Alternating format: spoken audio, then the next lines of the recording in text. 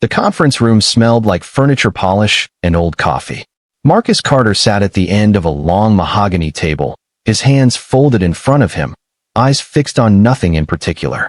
To his left sat Elaine Porter, her manicured fingers resting on a leather portfolio, her smile as practiced as her posture.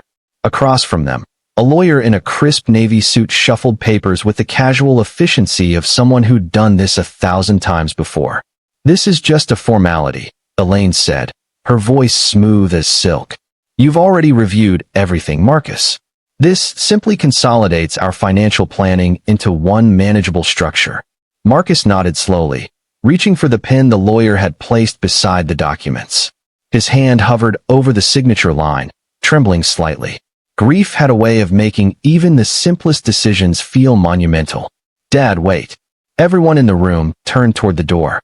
A 10-year-old girl stood in the doorway, her dark hair pulled back in a ponytail that had come slightly loose, her school backpack still slung over one shoulder. Her chest rose and fell rapidly, as if she'd been running. "Lena," Marcus said, confusion crossing his face. "What are you doing here? You're supposed to be at Aunt Naomi's." The child's eyes moved from her father to Elaine, then to the lawyer, then back to her father. In her hand, she clutched a small digital recorder. Everyone in the room thought this was a formality. The narrator's voice cut through the tension, except the child. "Before we dive deeper into what happened in that conference room, before we understand how a 10-year-old girl found herself standing between her father and disaster, we need to go back. Back to where this story really begins. Back to the moment everything changed." Before we dive in, drop a comment and let us know where you're watching from. We'd love to hear from you. If you enjoy educational stories like this, be sure to like the video, subscribe, turn on the notification bell, and share it with someone who'd love it too. 2 years earlier, Cedar Falls, Ohio had been a different place for the Carter family. Or perhaps it had been the same place, and the Carters had simply been different people. Rachel Carter had been the kind of woman who made a house feel like a home just by existing in it. She sang while she cooked, left notes in lunch boxes, and had a gift for knowing when someone needed to talk and when they needed silence. On a Tuesday morning in March, she'd collapsed in the kitchen while making breakfast. No warning, no chance to prepare. One moment she was humming along to the radio, and the next, Marcus was calling 911 with shaking hands while 8-year-old Lena pressed a cold washcloth to her mother's forehead, repeating the same phrase over and over. "It's okay, Mom. It's okay. It's okay." But it wasn't okay. By the time the ambulance arrived, Rachel's breathing had become shallow and irregular. By the time they reached the hospital, she was on life support. By the end of the week, the doctors were using words like catastrophic and irreversible and decision. Marcus had to make the decision. Lena was too young to understand the full weight of it, but old enough to remember her mother's words from a conversation she'd overheard months before. "If anything ever happens to me, Mark, don't let them keep me alive like that. That's not living. That's not me." The funeral was held on a Saturday. Lena remembered very little of it except the weight of her mother's winter coat, which she'd wrapped around herself despite the spring warmth. It still smelled like Rachel's perfume, a scent that would fade over the coming months no matter how carefully Lena tried to preserve it. After the funeral, the casseroles came. Then the sympathy cards. Then the well-meaning neighbors who didn't know what to say, but felt compelled to say something anyway. And then, eventually, the silence. Marcus Carter had always been a man who expressed love through action rather than words. He built things, fixed things, provided for his family. He wasn't cold, exactly, but he wasn't the parent who braided hair or helped with homework or knew how to talk about feelings. That had been Rachel's domain. Without her, Marcus found himself in unfamiliar territory with no map and no guide. He did what he knew how to do. He went to work. He ran his commercial contracting business with the same steady competence he'd always shown. He made sure Lena had food, clothes, a roof over her head. But the photographs came down from the walls. The conversations stopped happening. The house became a place where two people existed in parallel, but rarely intersected. Lena learned to be quiet. She learned to make her own breakfast, pack her own lunch, walk herself to the bus stop. She learned to forge her father's signature on permission slips, and to lie to teachers who asked if everything was okay at home. She learned that grief didn't just take away the person you lost. Sometimes it took away the people who were left behind too. But Rachel hadn't left Lena completely empty-handed. Before she died, in those years when she'd been healthy and present and whole, she'd taught her daughter to pay attention, to notice things, to trust her instincts. When someone's kindness feels rushed, Rachel had once told her while they were baking cookies together, ask yourself why. Real kindness doesn't need to prove itself. Lena didn't understand what that meant at the time. She would later. The first year after Rachel's death was the hardest. Marcus worked longer hours. He started taking projects out of state, sometimes gone for days at a time.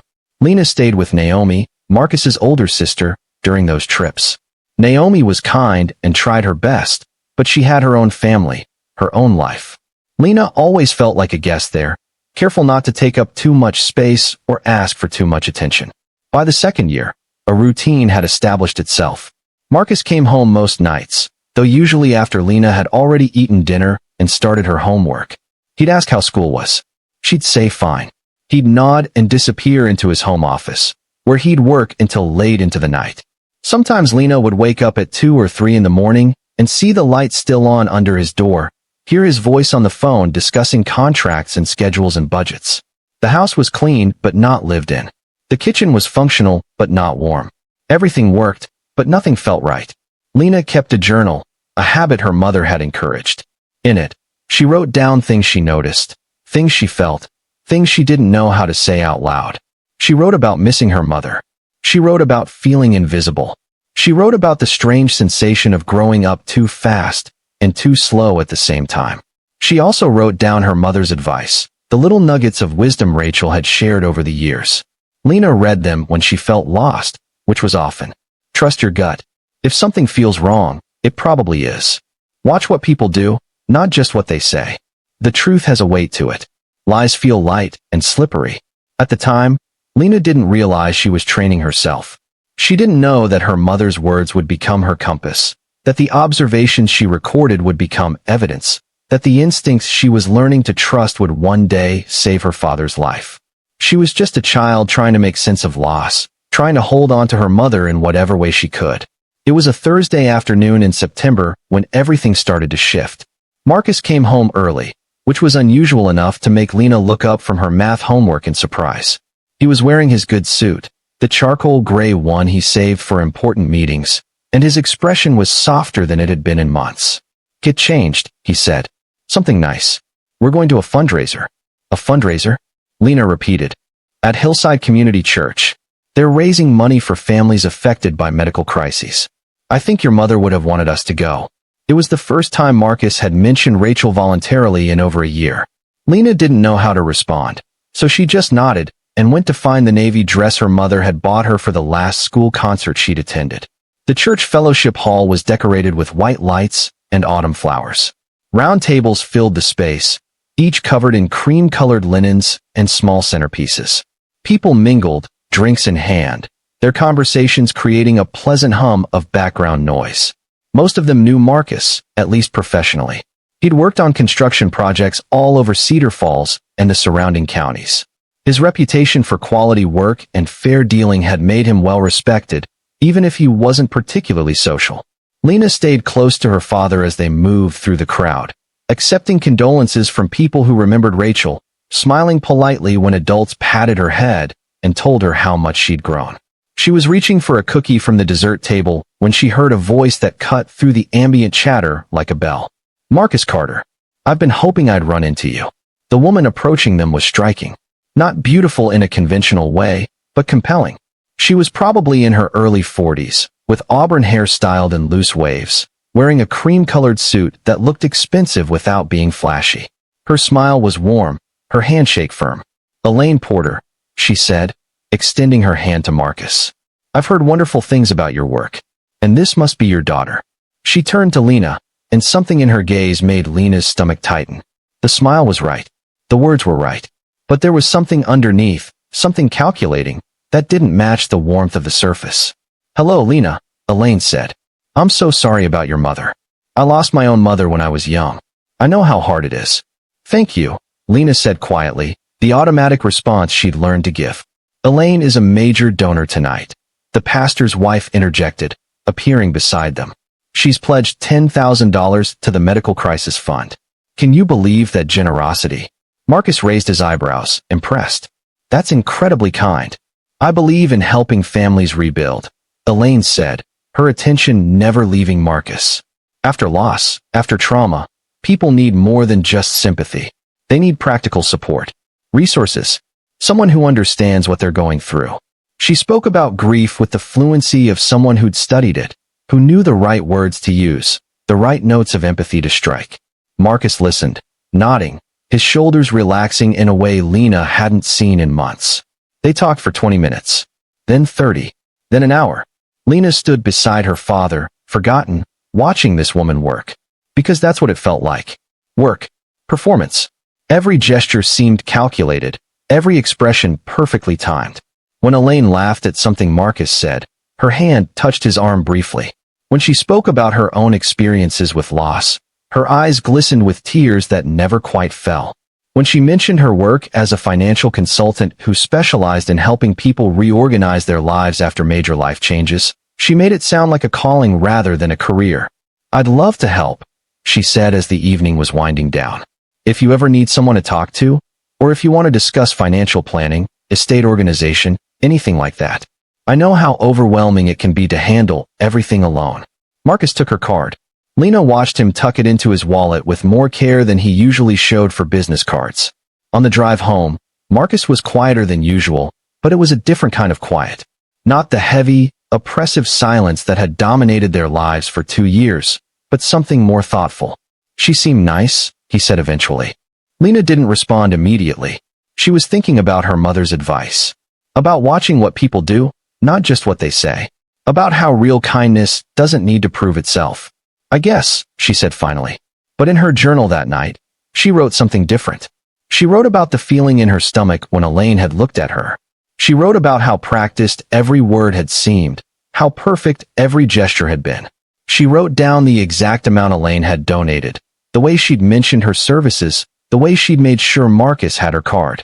She wrote, "Something feels wrong. I don't know what yet, but something feels wrong." She didn't know it then, but that entry would be the first in a series of observations that would eventually save her father's life. For now, though, she was just a child with a bad feeling, trying to hold on to her mother's wisdom in a world that had become unpredictable and strange. The next time Elaine Porter appeared, it wasn't by accident. Marcus received a call on a Saturday morning, just as he was about to leave for a site inspection.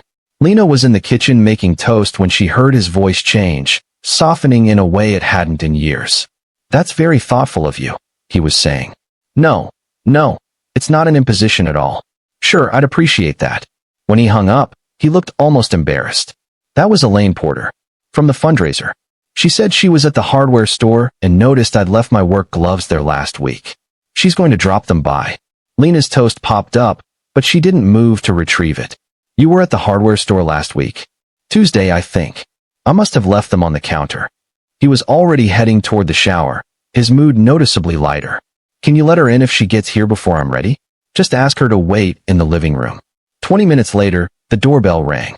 Lena opened it to find Elaine Porter standing on the porch, holding a pair of leatherwork gloves and wearing a sympathetic smile. "Hello again, Lena. Is your father home?" "He's getting ready. He said you can wait inside." Elaine stepped into the house, her eyes immediately beginning a survey of the space. It was subtle, the way she looked around, but Lena noticed. Her gaze lingered on the empty picture frames on the mantel, the dust collecting in corners, the general sense of neglect that had settled over the house. "You keep a tidy home," Elaine said, though it wasn't particularly tidy. "That must be a lot of responsibility for someone your age." Lena shrugged. "It's fine. Your father mentioned you're quite independent, that you take care of yourself most days." Elaine settled onto the couch, crossing her legs, still looking around. "That's admirable, but it must be lonely sometimes." "I'm okay," Lena said. "Of course you are. You're very brave." Elaine's voice had taken on that therapeutic quality again, the one that sounded like it came from a script. But even brave people need help sometimes. Even strong people need someone to lean on. Before Lena could respond, Marcus appeared, his hair still damp from the shower. "Elaine, thank you so much for bringing these by. I can't believe I left them there." "It was no trouble at all. I was in the area anyway." She stood, handing him the gloves, then glanced around the living room again. I hope I'm not overstepping, but I wanted to mention something. I specialize in helping people after major life transitions, and one thing I've learned is that the practical matters can be just as overwhelming as the emotional ones. What do you mean? Marcus asked. Estate planning, financial organization, even just basic household management. When you're grieving, these things can pile up without you realizing it, and it can leave you vulnerable. She said this last part gently, as if she were sharing difficult news she wished she didn't have to share. I've seen people taken advantage of during times like this. People who meant well, but weren't thinking clearly about the future. Marcus's expression shifted, becoming more attentive. Taken advantage of how? Oh, in all sorts of ways. Predatory lending, bad investments, legal oversights. The truth is, Marcus, when someone experiences the kind of loss you have, there are people who see an opportunity rather than a person in pain. She paused, letting that sink in. I'd hate to see that happen to you, and Lena. Lena watched her father's face. She could see him processing this, could see the seed of anxiety being planted. It was masterful, really, the way Elaine had positioned herself not as someone selling something, but as someone protecting him from unnamed threats. I hadn't really thought about it, Marcus admitted. Most people don't, until it's too late. But you're a successful businessman, Marcus. You have assets, property, a daughter to think about. Making sure everything is protected and organized. That's just being responsible. Elaine moved toward the door, then turned back as if struck by a sudden thought. Actually, I'm free this afternoon if you wanted to sit down and just review your current situation. No obligation, no pressure. Just a friendly conversation about where you stand and whether there are any gaps that need addressing. Marcus hesitated for only a moment. That would be helpful, actually. I've been meaning to update some things, but I keep putting it off. Grief has a way of making us procrastinate on the practical matters, Elaine said. But that's exactly when we need to be most vigilant. Shall we say 2 o'clock? We could meet at the coffee shop downtown, or I'm happy to come back here if that's more comfortable. Here is fine, Marcus said. Lena will be at her friend's house this afternoon anyway. But Lena had no plans to be at a friend's house. She'd stopped going to friends' houses months ago, stopped accepting invitations, stopped trying to maintain the normal social life of a 10-year-old. It was easier to stay home, to be available in case her father needed something, to not have to explain to other kids why her life looked the way it did. She didn't correct him, though. Instead, she watched Elaine Porter's smile widen just slightly, watched the way her eyes gleamed with something that looked like satisfaction. After Elaine left, Lena went to her room and pulled out her journal. She wrote down everything she'd observed. The way Elaine had looked around the house. The way she'd planted fear about being taken advantage of. The way she'd positioned herself as a protector. The way she'd maneuvered herself into coming back that same afternoon. She also went online. Her mother had taught her basic internet safety and research skills, and now Lena put them to use. She searched for Elaine Porter Financial Consultant, Cedar Falls, Ohio. Nothing came up. She tried variations. Elaine Porter, Ohio. Elaine Porter Financial Advisor. Elaine Porter Consultant. Still nothing. That was odd. Most professionals had some kind of online presence, especially if they were established enough to be making $10,000 donations to local charities. Lena tried social media, business directories, even the Better Business Bureau. Elaine Porter seemed not to exist outside of their living room. When 2 o'clock came, Lena made a show of leaving through the front door with her backpack. But instead of actually going anywhere, she circled around to the side of the house where her bedroom window faced the backyard. She'd left it unlocked, and she climbed in quietly, careful not to make noise. She could hear voices from the living room. Her father's, low and measured. Elaine's, smooth and confident. Lena crept to her bedroom door, opening it just enough to hear more clearly. The problem with most people in your situation, Elaine was saying, is they don't realize how complicated things can get. You have your business assets, your personal assets, Lena's future to think about. If something happened to you, God forbid, do you have a clear plan for how everything would be handled? I have a will, Marcus said. My sister Naomi is Lena's guardian if anything happens to me. That's good, that's a start. But can be contested. It can take months, even years to execute. In the meantime, assets can be frozen, businesses can deteriorate, children can be left in limbo. There was a pause, and Lena imagined Elaine leaning forward, her expression earnest. What you need is a comprehensive estate plan. Trusts, power of attorney, clear directives. Things that can't be easily challenged or delayed. That sounds expensive, Marcus said. It's an investment in protection. And honestly, Marcus, compared to what you could lose, it's negligible. Another pause. I have connections with excellent estate attorneys. I could facilitate the entire process, make sure everything is done correctly. More importantly, I could help you understand what you're signing. Make sure you're not being pushed into anything that doesn't serve your best interests. Lena's heart was pounding. The language was careful, designed to sound helpful. But what Elaine was really doing was inserting herself into her father's financial life. Becoming indispensable. Creating dependency. I appreciate that, Marcus was saying. I've been putting this off for too long. Most people do. It's uncomfortable to think about mortality, especially after what you've been through. But that's exactly why we need to face it head on. Elaine's voice dropped, becoming more intimate. I want you to know, Marcus, that I understand what you're going through in a way most people don't. I lost my mother young. I lost my husband 5 years ago.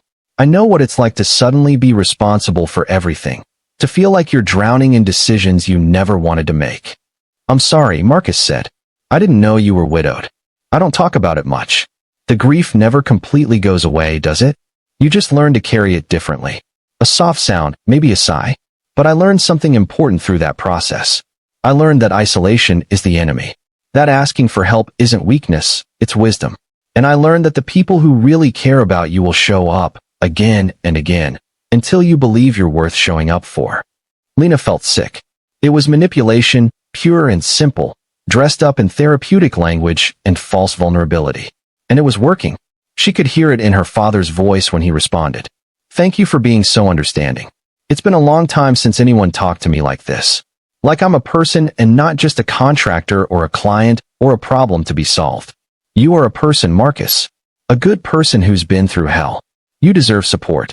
You deserve someone who sees you. There was a rustling sound, papers maybe.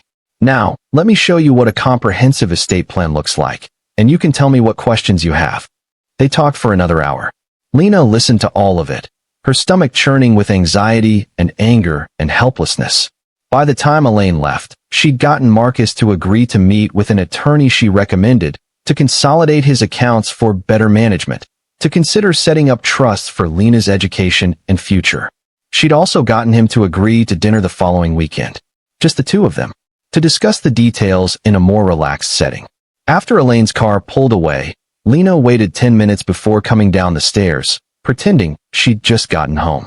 Marcus was in the kitchen, looking more animated than she'd seen him in months. How was your friend's house? He asked. Fine, Lena lied.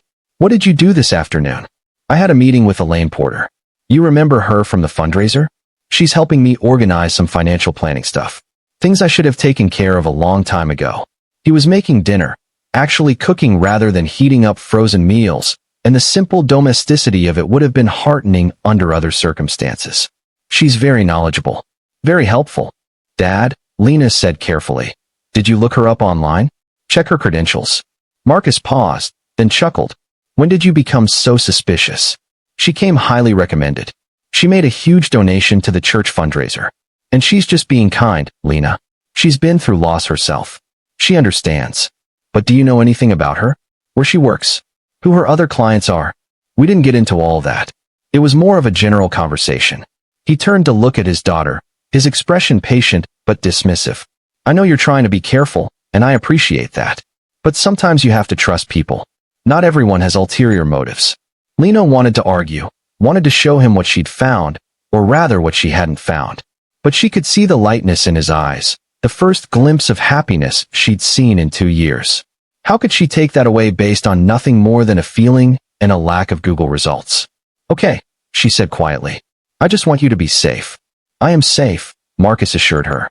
Elaine is helping me be even safer. It's a good thing, sweetheart. You'll see. But Lena didn't see. What she saw was danger, creeping closer with every smile, every helpful suggestion, every carefully constructed moment of connection. What she saw was a trap closing slowly around her father, and she had no idea how to stop it. That night, she wrote in her journal, "He won't listen. She's too good at this. I need proof, not feelings." But how do I get proof when no one will believe a 10-year-old girl who just misses her mother? The question hung in the air, unanswered, as autumn deepened and Elaine Porter's presence in their lives became impossible to ignore.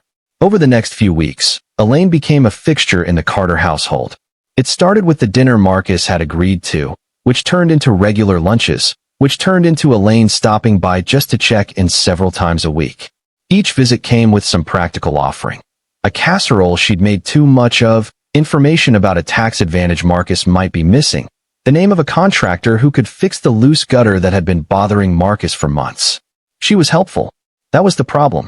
She was solving real problems, filling real needs, making Marcus's life genuinely easier.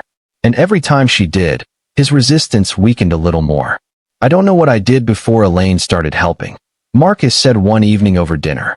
It was actually a family dinner, all three of them sitting at the table together, because Elaine had insisted that family meals were important for healing. She'd even provided the recipe they were eating. She's been a lifesaver. She's here a lot, Lena said carefully. She's a friend. Friends help each other. Marcus took another bite, then added, she mentioned she might stay in the guest room tonight, actually. We have an early meeting tomorrow with the estate attorney, and it would save her the drive from her place. Lena's fork clattered against her plate. She's spending the night? Is that a problem? Yes, Lena wanted to scream. It's a huge problem.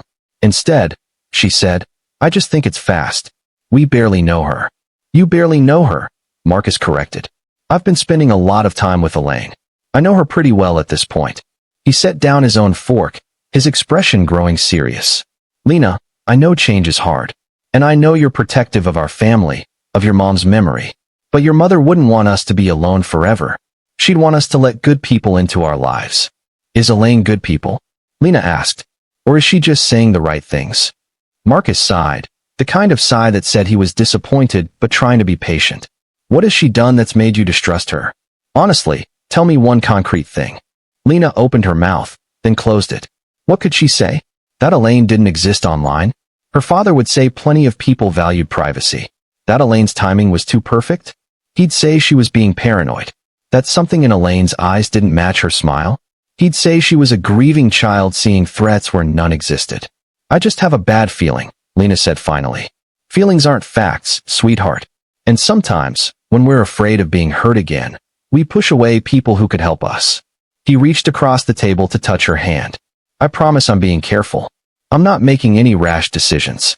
But I am trying to move forward, and I need you to trust me on this. Can you do that? Lena nodded, even though every instinct in her body was screaming that something was wrong. What choice did she have? She was 10 years old.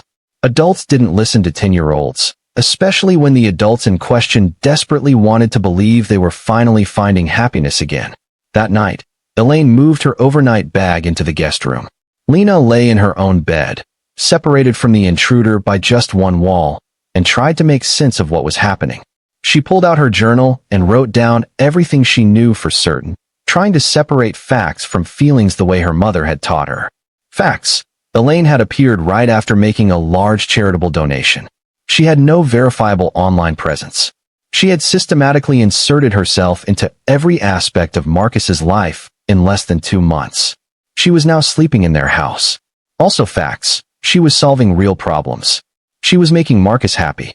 She hadn't actually done anything overtly harmful yet. The not yet part was what terrified Lena. She must have fallen asleep eventually, because she woke to voices downstairs. The clock on her nightstand read 2:15 in the morning. Carefully, quietly, Lena opened her bedroom door and crept to the top of the stairs. Phase 3 needs to happen before the holidays, a woman's voice was saying. Elaine's voice, but different. Harder. Without the warmth and sympathy she usually employed. The window was narrower than I thought. Lena's heart hammered in her chest. She moved down 2 stairs, staying in the shadows. I understand the timeline, Elaine continued. She must have been on the phone, because there were pauses between her statements. But I can't rush this without raising red flags. He's already consulting his sister about some things, and she's suspicious. Not of me specifically, but of change in general. If I push too hard, too fast, she'll convince him to pump the brakes. A pause. No, the daughter is manageable. She's wary, but Marcus thinks she's just dealing with grief and fear of abandonment. He's not taking her concerns seriously. Another pause, and then a low laugh that made Lena's skin crawl. She's 10. What's she going to do? Write about it in her diary. Lena pressed her hand over her mouth to keep from gasping. The signing needs to happen within the next 3 weeks, Elaine said. I've already laid the groundwork with the attorney. Once the power of attorney and trust modifications are in place, we can move to phase 4. The timeline from there is flexible, but we should wrap by Q1. Another pause, longer this time. Listen, I've done this 8 times before. I know what I'm doing. Marcus Carter is lonely, grief-stricken, and desperate for someone to make his life make sense again. He's perfect. The daughter's intuition is irrelevant because nobody listens to children, and his sister will back off once she sees how happy he is. This is going to work exactly like the others. Trust me. Lena waited until she heard Elaine in the call, waited until she heard footsteps moving back toward the guest room, waited until the house fell silent again. Then she crept back to her bedroom on shaking legs and closed the door. Her hands trembled as she picked up her journal. She wrote down every word she could remember, the exact phrasing, the dates and times. She wrote Phase 3 and Phase 4 and circled them multiple times. She wrote 8 times before and underlined it until the pen nearly tore through the paper. 8 times. Elaine Porter, or whatever her real name was, had done this 8 times before. But done what exactly? That was the question Lena couldn't answer. What was Phase 3? What did this signing refer to? What happened in Phase 4? And most importantly, what had happened to the 8 men before her father? Lena didn't sleep the rest of that night. She lay in bed, watching the sky gradually lighten, trying to figure out what to do with information she wasn't supposed to have. If she told her father, he'd ask how she knew. She'd have to admit she'd been eavesdropping. He'd say she misunderstood, that she'd heard one side of a conversation out of context. He'd already made it clear he thought she was being irrational. She needed an adult who would listen. Someone who would believe her. Someone with the authority to actually investigate. As dawn broke, Lena realized there was only one option, Aunt Naomi. Naomi Brooks was Marcus's older sister by 6 years, and she'd always been the more pragmatic, suspicious one in the family. Where Marcus saw the best in people, Naomi looked for ulterior motives. It had made her seem cynical sometimes, but now Lena wondered if maybe Naomi had been right all along.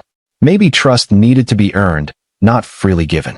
Lena waited until mid-morning, after Marcus and Elaine had left for their meeting with the estate attorney. Then she called her aunt. Lena, is everything okay? Naomi answered on the second ring, her voice immediately concerned. Aunt Naomi, I need to talk to you about something. Something serious. But you have to promise not to tell Dad until we figure out what to do. There was a brief pause. What's going on, sweetheart? Lena took a deep breath and told her everything. The fundraiser. The escalating presence. The lack of online existence. The overheard phone call. All of it. She half expected Naomi to interrupt, to tell her she was being dramatic or paranoid, but her aunt listened silently until Lena had finished. And you're absolutely sure she said Phase 3? Naomi asked. And that she'd done this 8 times before? I'm sure. I wrote it all down right after I heard it. Every word I could remember. Another pause, longer this time. When Naomi spoke again, her voice had changed. Lena, listen to me very carefully. I need you to act completely normal around Elaine. Don't let her know you suspect anything. Don't tell your father about this conversation. Can you do that? Yes, Lena said, though the thought of sitting across the table from Elaine and pretending everything was fine made her stomach turn. Good. I'm going to make some calls. I have a friend who's a detective in financial crimes. If Elaine has done this before, if there are other victims, there might be a pattern. But I need you to keep gathering information. Write down everything she says, everything your father tells you about their plans. Dates, times, names of attorneys, or financial advisors. Everything. Can you do that? I can do that. And Lena, you did the right thing calling me. Your instincts are good. Your mother would be proud of you. Naomi's voice cracked slightly. I'm proud of you. We're going to figure this out, okay? We're going to protect your dad. After hanging up, Lena felt simultaneously relieved and terrified. She'd set something in motion now, something she couldn't take back. If she was wrong, if she'd misunderstood what she'd heard, she would have damaged her father's happiness for nothing. But if she was right, if Elaine really was dangerous, then time was running out. 3 weeks. That's what Elaine had said. The signing needed to happen within 3 weeks. Lena looked at the calendar on her wall. It was November 8th. That meant December 1st was the deadline. Give or take a few days. She had less than a month to prove that Elaine Porter was a threat, to gather enough evidence to convince her father to stop whatever Phase 4 meant before it was too late. She was 10 years old, and she was racing against a con artist who'd done this 8 times before. The odds should have been impossible. But Lena had something Elaine didn't account for. She had her mother's voice in her head, teaching her to trust her instincts. She had a journal full of observations. She had an aunt who believed her. And she had something to fight for that mattered more than anything else in the world. She had her father's life. Over the next 2 weeks, Lena became a shadow in her own house. She was there, but not there, present but unobtrusive, watching and listening and recording everything. She learned Elaine's patterns, her tells, the small moments when the mask slipped and something colder showed through. She learned that Elaine always stepped out to take certain phone calls, always in the evening, always after 9 p.m. She learned that Elaine kept a leather portfolio with her at all times, never letting it out of her sight. She learned that Elaine had convinced Marcus to change the beneficiary on his life insurance policy, to update his will, to restructure his business partnership agreement. Each change seemed reasonable in isolation. That was the genius of it. No single request raised alarms. It was only when you looked at all of them together, when you saw the pattern, that the trap became visible. Naomi called every few days with updates, speaking in careful code that Elaine wouldn't understand if she happened to overhear. Her detective friend, Paul Renner, was investigating, but it was slow work. Financial fraud cases always were. They needed ironclad evidence, patterns, connections. They needed time. But time was the one thing they didn't have. The attorney has the papers ready, Marcus announced at dinner one evening in late November. Elaine sat beside him, her hand resting on his arm, her smile serene. We're signing everything next Monday. Power of attorney, the trust modifications, everything. It'll be a relief to finally have it all settled. Monday, Lena repeated, her voice hollow. That was December 1st. The deadline Elaine had mentioned. Isn't it wonderful? Elaine said, though her eyes were on Lena, sharp and assessing. Your father will have complete peace of mind, knowing everything is in order if anything should happen to him. What exactly is happening on Monday? Lena asked, trying to keep her voice steady.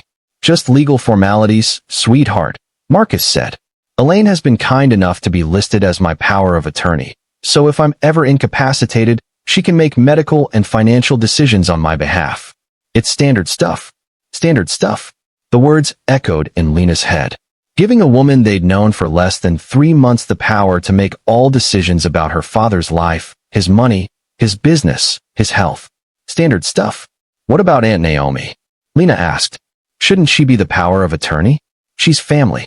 Naomi is still your guardian if anything happens to me, Marcus assured her.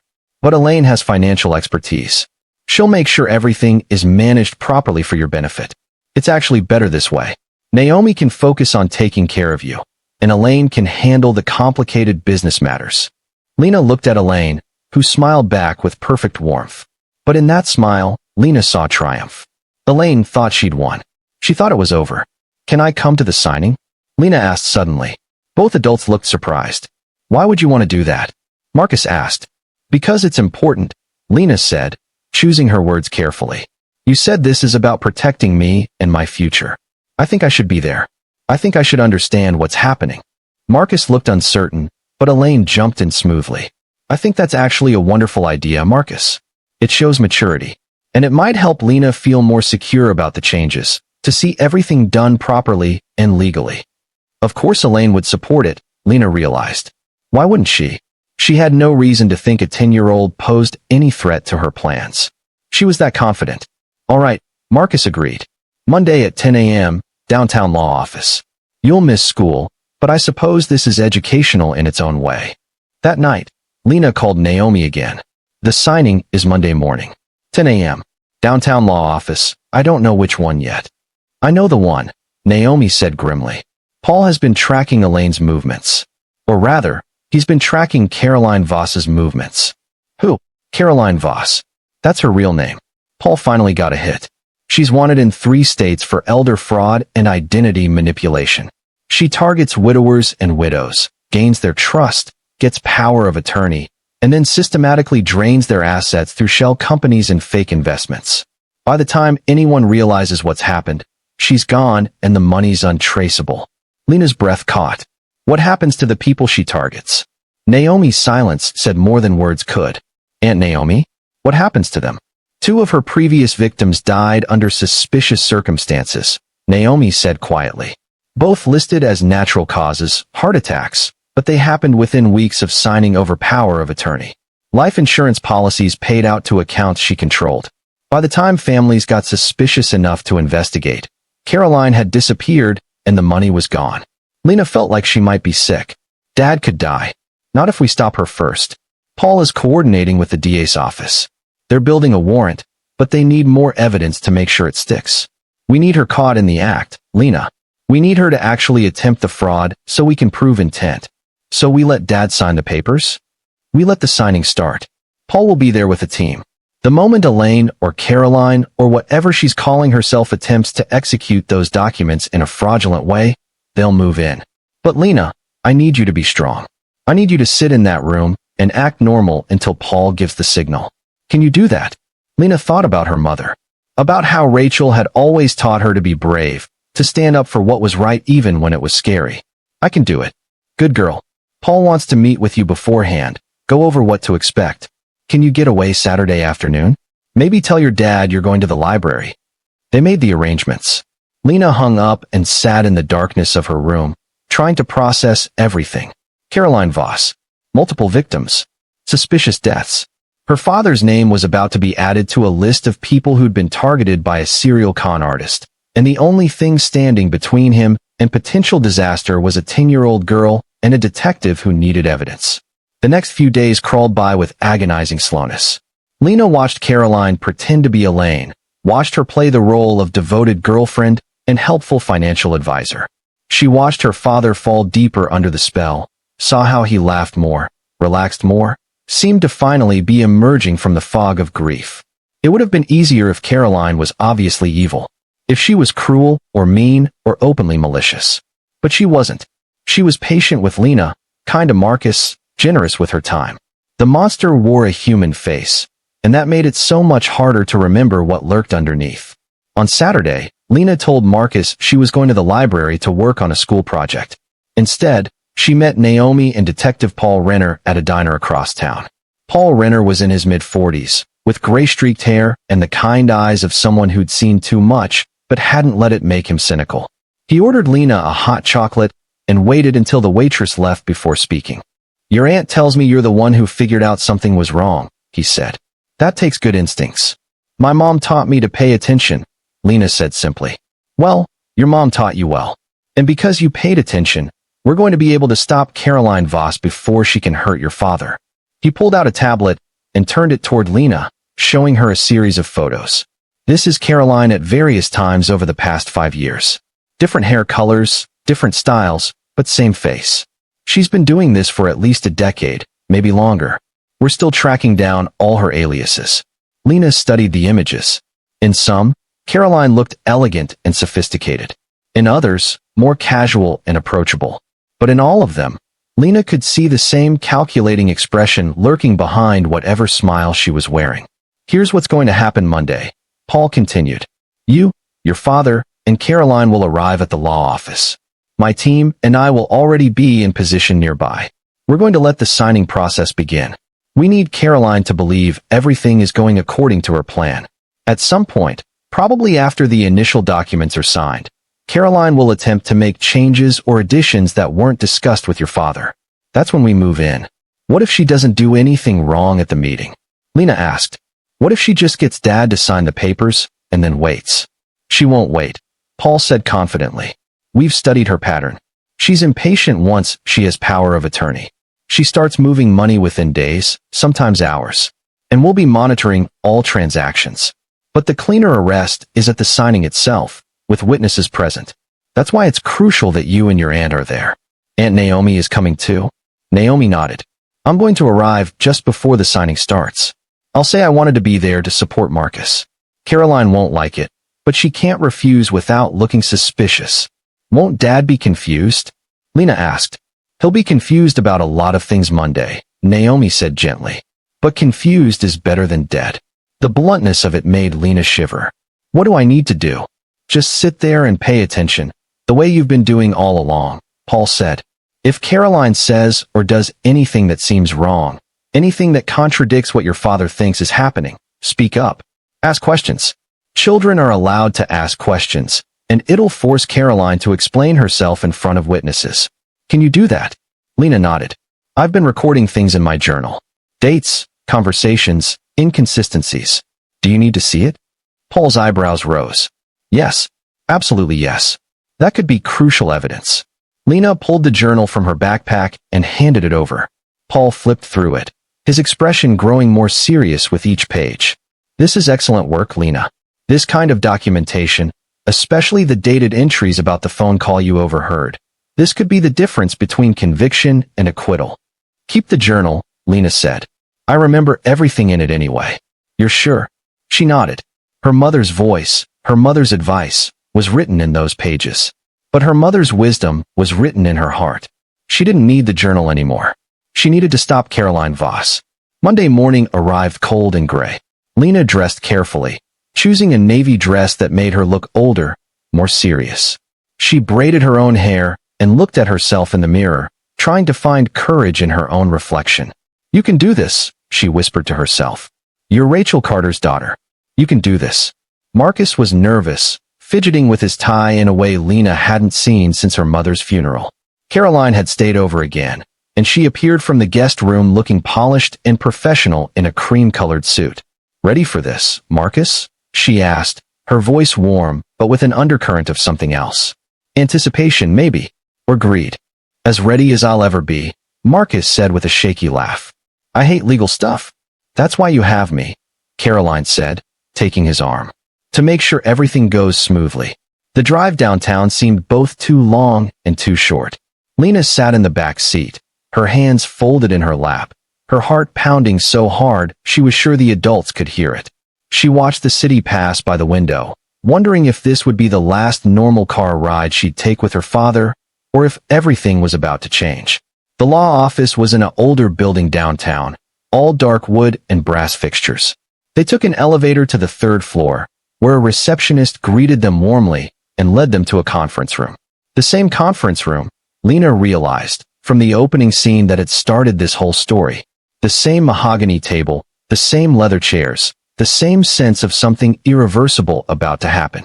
The attorney, a man in his 60s with a kind face and carefully neutral expression, welcomed them in. Mr. Carter, so good to see you again. And this must be your daughter. Hello, young lady. Hi, Lena said quietly, taking her seat. We're just waiting for... Oh, here she is now. The conference room door opened, and Naomi Brooks walked in, her expression apologetic. I hope I'm not late. Marcus, I wanted to be here for this. For moral support. Marcus looked startled but not displeased. Naomi, I didn't know you were coming. I should have told you. After everything we've all been through, I wanted to be here. Family should stick together for important moments, right? She took a seat next to Lena, squeezing her niece's hand under the table.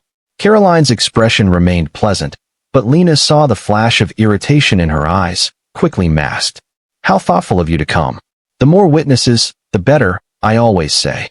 It makes everything more official. Shall we begin? The attorney asked, opening his briefcase and pulling out a stack of documents. Mr. Carter, we have several documents to review and sign today. The power of attorney designation, the trust modifications for your daughter's benefit, and the updated beneficiary designations for your insurance policies and retirement accounts. He began walking through each document, explaining in careful legal language what they meant.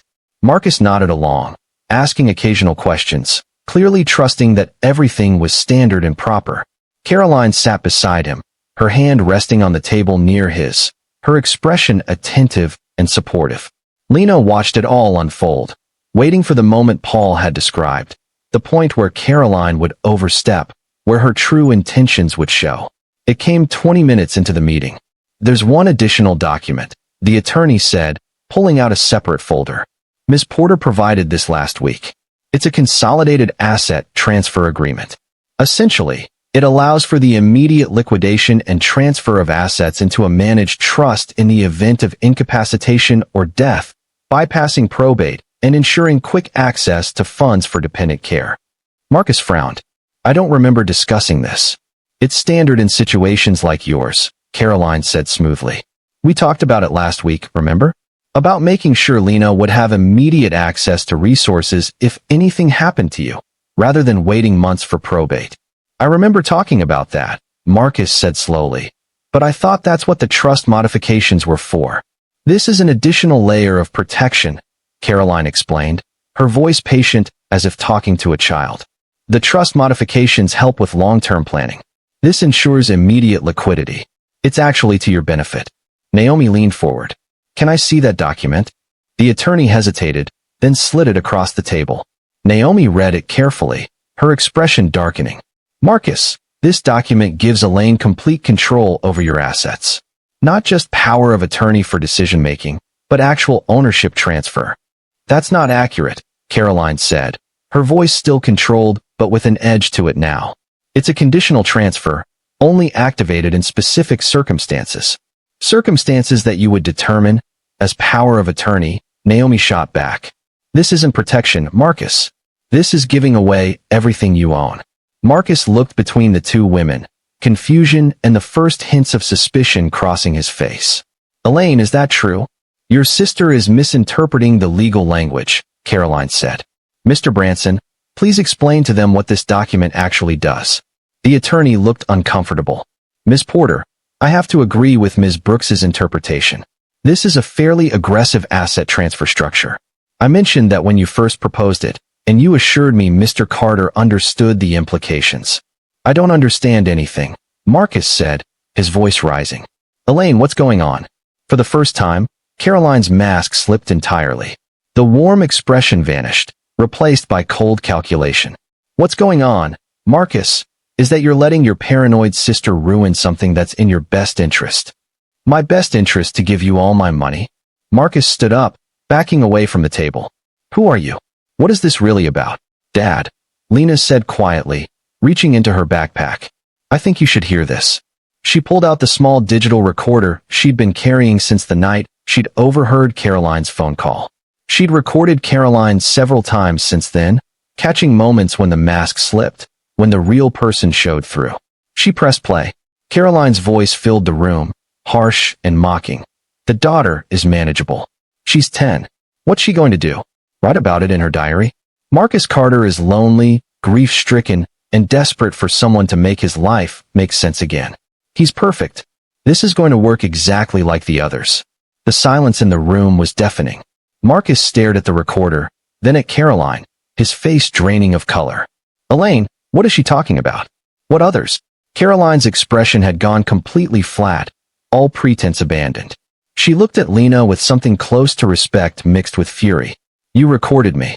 I recorded Caroline Voss, Lena said, her voice steadier than she felt. That's your real name, isn't it? The attorney stood abruptly. I think we need to stop this meeting immediately. Mr. Carter, I had no knowledge of any deception. Ms. Porter came with excellent references and credentials, and I verified everything she provided. Forged credentials, Naomi said. All of it forged. How much were you paying him, Caroline? Or was he another victim? I have no idea what you're talking about, Caroline said. But she was already reaching for her leather portfolio, already calculating her exit. This is clearly a family dispute, and I'm not going to stay here and be accused of. The conference room door burst open. Detective Paul Renner stood in the doorway, two uniformed officers behind him. Caroline Voss, Paul said, his voice carrying the weight of authority. You're under arrest for attempted fraud, identity theft, and conspiracy to commit elder abuse. You have the right to remain silent. Caroline looked from Paul to Lena to Marcus, and in that moment, Lena saw something almost like admiration in the woman's eyes. Then it was gone, replaced by cold fury. This is a mistake, Caroline said as the officers approached. I haven't done anything illegal. We're just having a business meeting. You attempted to execute fraudulent documents for the purpose of asset theft, Paul said calmly. We have recordings, documentation, and testimony from 3 other victims in 2 states. The meeting was monitored from the beginning. Every word you said is on record. As the officers cuffed Caroline, she locked eyes with Lena one final time. "You should have been at your friend's house," she said quietly. "Children should be at their friends' houses. Children should protect their families," Lena replied. Marcus watched in stunned silence as Caroline was led from the room. Then he turned to Lena, his expression a mixture of shock, guilt, and dawning horror. "You knew. This whole time, you knew something was wrong, and I didn't listen."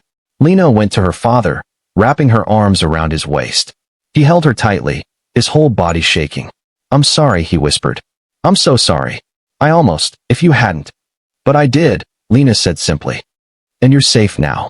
Naomi joined the embrace, and for a long moment, the three of them stood there in the conference room, holding each other while lawyers and detectives moved around them, gathering evidence and taking statements. The truth about Caroline Voss emerged over the following weeks like a photograph developing in chemicals, details becoming clearer with each passing day. Her real name was Caroline Margaret Voss, and she'd been running similar schemes for nearly 15 years. She'd targeted 11 men in total, all widowers with young children, all financially successful, all emotionally vulnerable. 8 of them had signed over power of attorney before their families realized what was happening. 2 of those men had died under circumstances that investigators were now re-examining with extreme suspicion. Heart attacks, the initial reports had said. But both men had been healthy. Both had died within 3 weeks of signing documents that gave Caroline complete control over their assets. And both had life insurance policies with Caroline listed as beneficiary. The remaining 6 victims had lost hundreds of thousands of dollars, in some cases their entire life savings, before Caroline disappeared. She'd used a network of shell companies and offshore accounts to move the money, changing identities and locations with practiced ease. By the time anyone realized they'd been defrauded, Caroline Voss was gone and the money was untraceable. She'd almost been perfect at it. Almost. But she'd underestimated a 10-year-old girl with her mother's wisdom and a journal full of observations. The media coverage was intense, but brief. Marcus refused most interview requests, wanting to protect Lena from the spotlight. A few articles mentioned the vigilant daughter, who'd saved her father, but they kept her name out of the reporting. Lena was grateful. She didn't want to be famous. She just wanted her family back. The legal proceedings took months. Caroline Voss was charged with fraud, identity theft, conspiracy, and attempted theft. The suspicious deaths were investigated, but without conclusive evidence, no murder charges were filed. Still, she faced multiple counts across several states, with a combined sentence that would keep her in prison for decades. At the sentencing hearing, which Lena attended with Marcus and Naomi, Caroline showed no remorse. She sat straight-backed and defiant, her attorney arguing for leniency based on a troubled childhood and mental health issues. The judge wasn't sympathetic. "Ms. Voss," the judge said, looking at her over reading glasses, "you systematically targeted people at their most vulnerable moments. You exploited grief for personal gain. You destroyed families and, in at least 2 cases, may have ended lives. This court finds your actions calculating, deliberate, and utterly without merit for mercy." The sentence came down, 25 years in federal prison, with no possibility of parole for 15. Caroline didn't flinch. She simply stood, allowed herself to be cuffed once again, and walked out of the courtroom with her head held high. As she passed Lena's row, she paused for just a moment. Their eyes met, and Caroline gave the slightest nod. Acknowledgement, perhaps, or maybe just recognition of a worthy opponent. Then she was gone, and Lena knew she'd never see Caroline Voss again. After the sentencing, Marcus started therapy. It was Naomi's idea, but he embraced it with surprising openness. He talked about Rachel's death, about his failure to process his grief properly, about how his desperation for normalcy had made him blind to danger. "I let her in because I wanted so badly to believe the pain could stop," he told Lena one evening.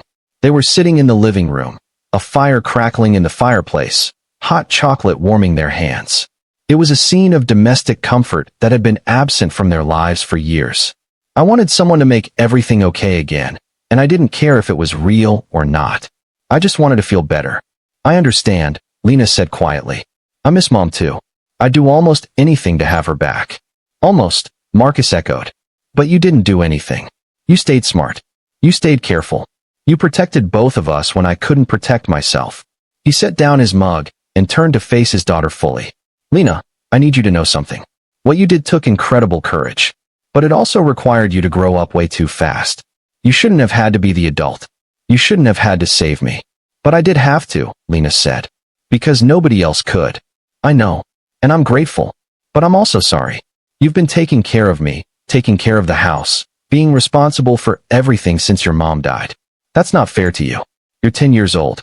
You should be playing with friends and worrying about homework and just being a kid. He reached out and took her hand. So I'm making you a promise. I'm going to get better. I'm going to be the parent again. And you get to be the child. Deal. Lena smiled, feeling something loosen in her chest that had been tight for 2 years. Deal. Family therapy sessions started shortly after. At first, they were awkward. Marcus didn't know how to talk about feelings, and Lena had become so used to keeping everything inside that opening up felt dangerous. But their therapist, a patient woman named Dr. Chun, helped them find their way. Grief isn't something you get over, Dr. Chun explained during one session. It's something you learn to carry. And the weight gets easier when you're carrying it together. They talked about Rachel. For the first time since her death, they shared memories openly. Marcus told stories about falling in love with her, about the early days of their marriage. Lena talked about baking cookies together, about her mother's advice, about the journal she'd kept that had saved them both. Your mother was wise, Dr. Chun said to Lena. Her wisdom lives on in you. But you don't have to carry it alone anymore. Your father can help you carry it now. The photographs came back up on the walls. Slowly, tentatively, but they came back. Rachel's smile gracing the mantel again, her presence welcomed rather than avoided. The house started to feel like a home rather than a museum or a prison. Marcus cut back his work hours. He started coming home for dinner every night. He helped with homework, packed lunches, asked about Lena's day, and actually listened to the answers. It wasn't perfect. There were still hard days, still moments when grief hit them both like a wave. But they rode those waves together now instead of drowning separately. Lena started spending time with friends again. She joined the school art club, something her mother had always encouraged but she'd abandoned after Rachel's death. She started laughing more, playing more, allowing herself to be 10 years old instead of a miniature adult. But she never stopped being observant. She never stopped paying attention, never stopped trusting her instincts. Her mother's lessons had saved her father's life. Those lessons were part of her now, woven into who she was becoming. 6 months after Caroline Voss's sentencing, on a bright spring morning, Lena found Marcus in the kitchen going through old boxes. He'd been doing this more lately, sorting through Rachel's things, deciding what to keep and what to let go. It was part of healing, Dr. Chun had said. Learning to remember without clinging. What are you looking for? Lena asked, pouring herself orange juice. Your mother's journals, Marcus said. I know she kept them, but I can't remember where she stored them. Top shelf of her closet, left side, in a blue fabric box. Marcus looked at her in surprise. How did you know that? She showed me once. Before she died. She said if anything ever happened to her, I should read them. So I'd always have her words. Lena paused, then added, I haven't been able to bring myself to do it yet. Maybe we should read them together, Marcus suggested gently. When you're ready. Lena considered this, then nodded. Maybe. Not today, but soon. Marcus pulled her into a hug. I love you, kiddo. You know that, right? I know I haven't been good at saying it, at showing it, but I love you more than anything in this world. I know, Lena said, hugging him back. I love you too, Dad. It was such a simple exchange, words that should have been said 1,000 times over the past 2 years, but hadn't been. But they were being said now, and that mattered. Every day was a chance to do better, to be better, to heal a little more. The final chapter of Caroline Voss's story came from an unexpected source. One of her previous victims, a man named Thomas Richardson, whose wife had died of cancer 4 years earlier, reached out to Marcus. He'd lost almost everything to Caroline, been left nearly bankrupt with 2 teenage sons to support. But he'd rebuilt slowly, painfully, and he wanted Marcus to know something. They met for coffee downtown, just the two of them. Thomas was in his early 50s, gray-haired and worn, but with kind eyes that reminded Marcus of his own reflection lately. I wanted to thank your daughter, Thomas said after they'd ordered. I know she doesn't want publicity, and I respect that. But what she did, stopping Caroline before she could finish what she started with you, that took remarkable courage. And it gave the rest of us justice too. She's a special kid, Marcus said quietly. Smarter and stronger than I ever gave her credit for. The thing is, Thomas continued, after Caroline took everything from me, I almost gave up. I thought about ending it, honestly. I couldn't see how I'd ever recover, how I'd ever provide for my boys again. But they needed me. And that need, that responsibility, it kept me going even when I didn't want to keep going. I understand that, Marcus said. Your daughter saved you before you lost anything, Thomas said. But she saved herself too. From growing up without a father. From losing everything like my boys almost did. She fought for both of you. And that's the real heroism in all this.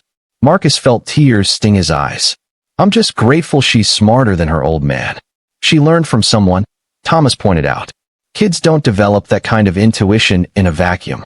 Someone taught her to pay attention, to trust her instincts. I'm guessing that was her mother? Marcus nodded, unable to speak around the lump in his throat. Then Rachel Carter is still protecting your family, Thomas said. Through her daughter. Through the wisdom she passed on. That's a legacy worth holding on to. After Thomas left, Marcus sat in the coffee shop for a long time, thinking about legacy, about love, about the ways people continue to matter even after they're gone. Rachel hadn't just left behind memories. She'd left behind lessons, values, strength.